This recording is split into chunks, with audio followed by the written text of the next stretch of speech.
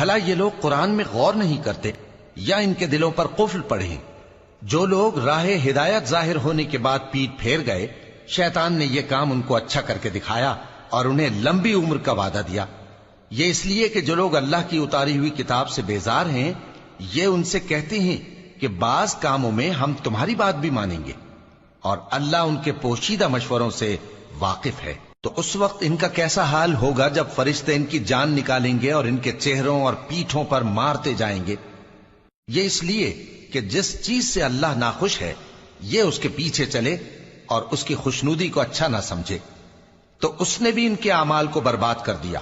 کیا وہ لوگ جن کے دلوں میں بیماری ہے یہ خیال کیے ہوئے ہیں کہ اللہ ان کے کینوں کو ظاہر نہیں کرے گا؟ اور اگر ہم چاہتے تو وہ لوگ تم کو دکھا بھی دیتے، اور تم ان کو ان کے چہروں ہی سے پہچان لیتے، اور تم انہیں ان کے انداز گفتگو ہی سے پہچان لوگے، اور اللہ تمہارے اعمال سے واقف ہے۔